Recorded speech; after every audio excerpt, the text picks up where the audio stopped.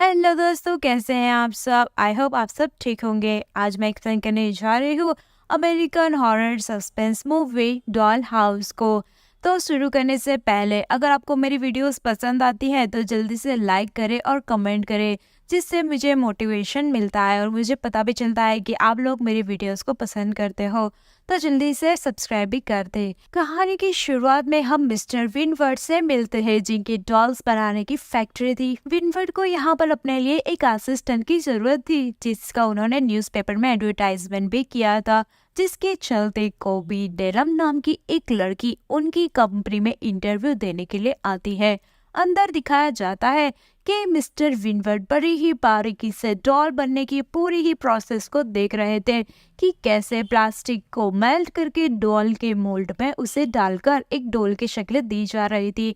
Plastic बनने से उसकी पैकेजिंग तक की सारी प्रोसेस पर उनकी नजर रहती थी। उनकी नजरों से ऐसा लग रहा था जैसे उन्हें डॉल से बहुत ही खास मोहब्बत है। अब उनकी ऑफिस में कॉबी डेलम आती है, जिसका वो इंटरव्यू शुरू कर देते हैं और उससे पूछते हैं कि बताओ डॉल्स का इस दुनिया में क्या रोल है। कॉबी ने जवाब दिया कि डॉल्स बिल्कुल ही इंसानों की तरह है। गॉड भी इंसानों को डॉल्स की तरह ही दुनिया में भेजा है। उसके बाद सुनते ही वहां पर विनवर्ड फौरन उसकी बात को कट कर देता है और बोलता है कि डॉल्स तो मासूम होती है, इंसान तो गुनाह करते हैं और डॉल्स तो कुछ भी नहीं करती।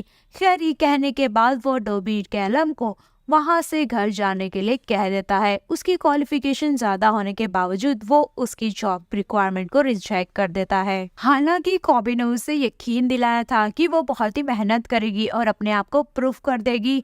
खैर, अब कॉबी जैसे ही घर जाने के लिए पीछे मुड़ती है, हमें दिखाया जाता है कि विनवर्ड के किसी आदमी ने उसे किडनैप कर लिया है। अब कॉबी को जब होश आता है तो वो विनवर्ड के पैलेस में थी, जिस पैलेस को ठीक डॉल हाउस की तरह ही डिजाइन किया गया था। इस टाइम उसके सामने विनवर्ड खुद बैठा हुआ था, जो उसे बताता है कि अगला पूरा हफ्ता वो यही इसी डॉल हाउस में रहकर गुजारेगी और उसे यहाँ पर गेम खेलना होगा। यहाँ पर उसे हर गेम में पार्टिसिपेट भी करना होगा। लेकिन कॉपी को ये सब में कोई भी इंटरेस्ट नहीं था। वो बहुत ही प्यार से इस बात को इनकार कर देती है। लेकिन विनवर्ड ने कहा कि उसके पास और कोई ऑप्शन भी नहीं है, जो कहा जाए उतना उसे करना ही पड़ेगा। कॉबी को उसकी बातें सुनकर बहुत ही डर लगता है। वो घबरा चुकी थी और यहाँ से भागने की कोशिश करती है, लेकिन विनवर्ड के सारे आदमी उसे पकड़ लेते हैं और उसकी भागने की कोशिश भी नाकामयाब हो जाती है। एक प्लान फेल होने के बाद कॉबी ने भागने के लिए दूसरे प्लान्स को यूज करना शुरू किया। उसने सारी विंडोज और दरवाजे देखना शुरू कर दिए जो कि बाहर की तरफ खुलते थे। लेकिन तभी पीछे से एक लड़की ने आकर कॉबी को बताया कि यह पैलेस पूरी तरह से शील्ड है। ये इसे डिजाइन इस तरीके से किया गया है कि इसके अंदर आने वाला कोई भी मेन दरवाजे के अलावा कहीं से भी बाहर ना जा सके। और वो ये सब इसलिए जानती थी क्योंकि उसने भागने की यहाँ से कई दफा कोशिश भी की थी। अब तक गोभी को ये पता नहीं था कि इस महल में कोई और भी कैद है, क्योंकि उसने अभी तक महल के अंदर सिर्फ बड़ी बड़ी डॉल्स के अलावा और कुछ भी नहीं देखा था। पीछे मुड़ने पर उसे पता चला कि ये बड़ी बड़ी डॉल्स असल में इंसान थे, जिनके मुंह पर मास्क लगा हुआ था और ये सब को विनवुड कॉबी की तरह ही किडनैप कर लाया था। इन कंपटीशन में हिस्सा लेने के लिए वहां पर मौजूद एक डॉल बताती है कि यहाँ पर होने वाला कंपटीशन असल में एक लड़की को सिलेक्ट करेगा जो कि आइडियल होगी और विनवुड के बेटे की माँ बनेगी, और बाकी की जितनी भी लड़कियां उस कंपटीशन में हारेंगी या किसी भी गेम में अच्छा परफॉर्म नहीं करेंगी तो उसे वे लोग बहुत ही ब्रूटली मार डालेंगे। ये सभी लड़कियों को किडनैप करने के बाद यहाँ पर लाया गया है, तो सभी यहाँ से भागने की कोशिश की थी, लेकिन वो लोग कामयाब नहीं हो पाए। यहाँ पर बताती है वो लड़कियाँ कि तुम भी यहाँ से नहीं भाग पाओगी। विनवुड एक बहुत ही परफेक्ट इंसान है। उसे अपनी जिंदगी में हर चीज परफेक्ट चाहिए। जैसे कि एक डॉल हाउस में सब कुछ परफेक्ट होता है, वैसे ही 2 साल पहले उसे जब पता चला कि उसकी वाइफ उसे चीट कर रही है तो उसने उन दोनों को ही कुएं में फिकवा कर मरवा डाला। अब यहाँ पर वो लड़की बताती है कि विनवुड आने ही वाला है, क्योंकि बेल बज रही थी। उन्हें जल्दी से किसी डॉल की तरह तैयार होना होगा। बेल के बजते ही ये लोग एक खास रूम में जाते हैं जहाँ बहुत सारे कॉस्ट्यूम रखे हुए थे, जिनमें से हर लड़की अपने लिए एक कॉस्ट्यूम सिलेक्ट कर पहन लेती है और फिर किसी डॉल की तरह मस्त सी खड़ी हो जाती है। कोबी ने एक क्लाउन यानी कि एक जोकर का कॉस्ट्यूम पहना हुआ था। इतने में ही वैनवुड और उसका बेटा ओटस इस रूम में आ जाता है। ओटस को डॉल्स बनी सारी लड़कियां पसंद आने लगी थी, लेकिन कोबी को वो नहीं पसंद करता क्योंकि वो क्लाउन बनी हुई थी। इससे पहले कि कोबी को मार दिया जाता, वो ओटस को इम्प्रेस करने के लिए कोबी एक मैजिक ट्रिक दिखाती है। वो कार को अपनी ब्रेन पावर के जरिए कंट्रोल करते हुए चलाकर दिखाती है। ओटस उससे इम्प्रेस हो जाता है और कोबी की जान बच जाती है। ओटस और वेनवुड के जाने के बाद यहाँ पर सारी लड़कियां अपने रूम में थी और सभी अब कोबी के बारे में ही बात कर रही थी। यहाँ पर लिया नाम की जो लड़की थी ना, उसे टेंशन होने लगी थी कि ऐसे तो जादू करके कोबी सबको अपनी तरफ ही कर लेगी और सब भी मारे जाएंगे। और यहाँ पर लिया वो काफी सेल्फिश थी, वो हर हाल में ये कंपटीशन को जीतना चाहती थी ताकि वो सेफ ओटस की मां बन सके और उसकी जान बच जाए। कोबी ने उसकी सारी सोच को समझते हुए उसे समझाया कि देखो, ये कंपटीशन जीतना और उसकी मां बनकर रहना यहाँ पर ये कोई बड़ी बात नहीं है। बड़ी बात यह है कि हम किसी तरह सबको यहाँ से जिंदा बाहर लेकर जाए। अभी ये लोग बात ही कर रहे थे कि फिर से एक और बार अलार्म बजने लगता है। सभी लोग जल्दी से डॉल बनकर तैयार होकर डाइनिंग रूम में चले जाते हैं।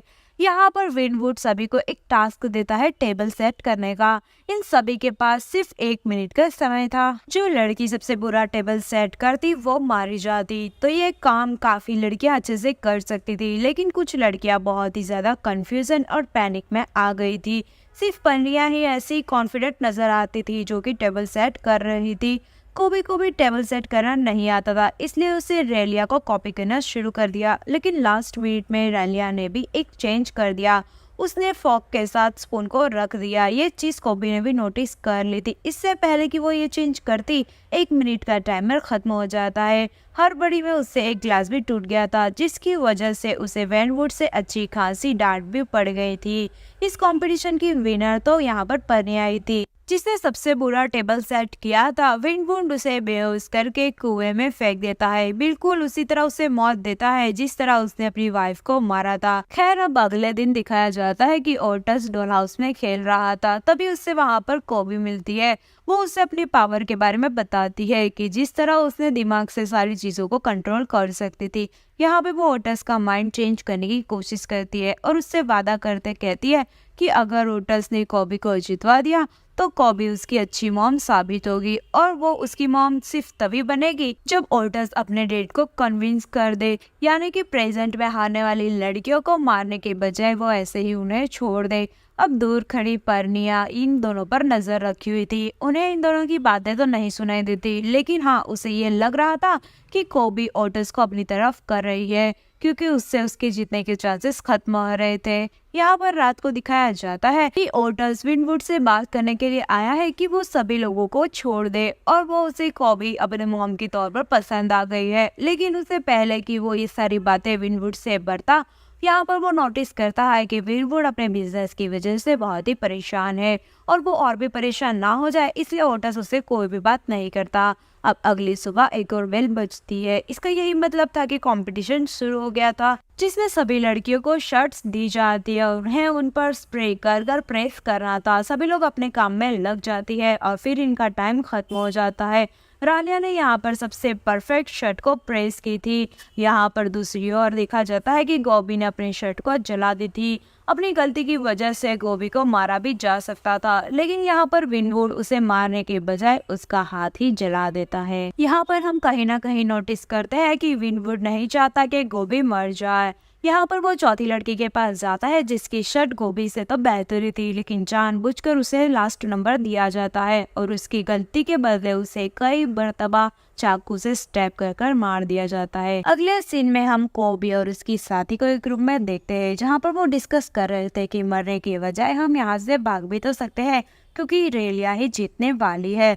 यहाँ पर कोबी अपनी साथी को ये भी बताती है कि वो ओटस को अपनी माइंड पावर से मैनिपुलेट करने की कोशिश कर रही है ताकि वो कोबी को ही जिता पाए और कोबी बाकी सबको यहाँ से फ्री करने में मदद करे। उनकी ये सारी बातें वहाँ पर दूर खड़ी एलियस सुन रही थी। यहाँ पर कोबी को भी पता चल जाता है कि एलियस उनकी बातें सुन रही है, इसलिए कोबी भागते हुए डॉल रूम में जाती है और अंदर जाकर कुछ ढूंढने का शुरू कर देती है। इतने में हम देखते हैं कि एलिस वहाँ पर कोई नोकीली चीज लेकर कॉबी के रूम में आती है और उसे पीछे से स्टैब करती है। लेकिन फिर बाद में रिवील होता है कि वहाँ पर कॉबी नहीं थी बल्कि एक स्टैचू था, क्योंकि कॉबी ने पहले ही रैली को भांप लिया था कि वो क्या करना चाहती थी।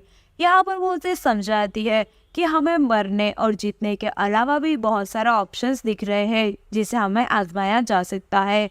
कॉबी यहाँ पर उसे बताती है कि मेरे पास एक प्लान है कि जब विनवुड और ऑटस आएंगे तब हम बिल्कुल ऐसे ही डॉल्स को पुतलों की तरह खड़ा कर देंगे। जब विनवुड उनके सामने आएगा तो वो डॉल से ही बातें करता रहेगा, उसे पता ही नहीं चलेगा कि हम उसके सामने नहीं है, और इस चीज का फायदा उठाकर हम मेन डोर से भाग जाएंगे। अब सीन यहाँ से कट होता है और हमें दिखाया जाता है कि ओटस अपने घर में यहाँ पर उसके डैड और मैनेजर को बात करते सुनता है कि बाकी लड़कियों का वो आखिरी टेस्ट यानी कि ट्रस्ट का टेस्ट लेने वाला है। अब विनवुड डॉल हाउस के अंदर आता है और इनके नए कंपटीशन के लिए बेल बजाता है। यहाँ पर उनको यही टाइम था अपने प्लान को एग्जीक्यूट करने के लिए। सारे लोग विनवुड को धोखा देने के लिए उसकी बताई हुई जगह पर स्टैचू रख देते हैं, जिसके बाद कॉबी और टैली अपनी माइंड की पावर से डॉल को अनलॉक कर देते हैं और तीनों यहाँ से उनको झांसा देते हुए निकल जाते हैं। कॉबी को यहाँ से जाना अच्छा नहीं लग रहा था क्योंकि उसने ओटस को अच्छी मॉम बनने का वादा किया था। रेलिया को वो अपने साथ कहती है कि क्यों ना हम ओटस को भी साथ ले चले। तब रेलिया जवाब देती है कि तुम्हें ही मुबारक हो तुम्हारा अच्छी मॉम बनना, मैं तो यहाँ से जा रही हूँ, और वो वहाँ से भाग जाती है। उसके साथ उसकी दूसरी साथी भी वहाँ से भाग जाती है। लेकिन यहाँ पर होता यह है कि विनवुड के सिक्योरिटी उन्हें पहले ही देख चुका था, इसलिए वो पहले तो दोनों को ही शूट कर मार देता है।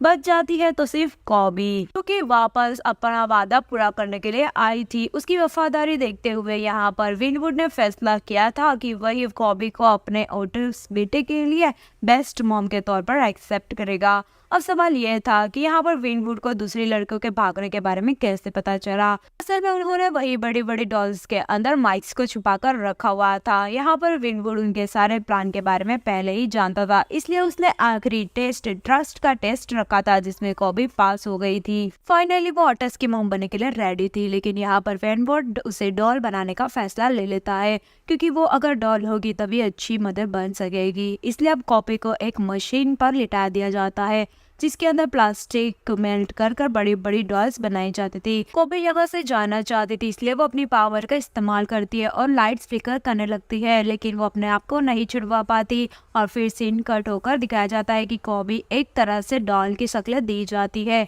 यानी कि कॉबी को डॉल बना दिया गया था। वो विनवुड और ओटस की खिदमत कर रही थी। एकदम से विनवुड का चाय का कप उछलकर छत से लगता है और हम देखते हैं कि घर में दो विचेस यानी जादूगरनियां आई थी। कॉबी ने उन्हें अपनी पावर की मदद से यहाँ पर बुलाया था। वो कॉबी का प्लास्टिक का रैप तोड़ देती है और उसे वापस इंसान बना देती है। ये लोग कॉबी को यहाँ से बचाकर ले जाने वाले थे। एक विशेष कॉबी को अपने साथ चलने को कहती है, लेकिन जाने से पहले कॉबी ओटस को भी अपने साथ चलने को कहती है क्योंकि वो ओटस की अच्छी मॉम बनना चाहती थी। इस टाइम पर विनवुड कुछ भी बोल नहीं सकता था क्योंकि विचेस ने अपनी पावर से उन्हें फ्रीज कर दिया था। जाने से पहले एक विचेस उसकी सेक्रेटरी के साथ डॉल हाउस को ही जला देती है। और फिर स्टोरी के लास्ट सीन में हम देखते हैं कि ऑटस कॉबी के साथ ही एक मेंशन में रहता है। यहाँ पर कॉबी ऑटस से कहती है कि तुम अपना पुराना नाम भूल जाओ क्योंकि आज से तुम्हारा नाम चार्ल्स है और मैं तुम्हारी मदर हूँ। ये सुनते ही वो हाँ में सर हिलाता है और ये देखते ही कहानी यहाँ पर खत्म हो जाती है।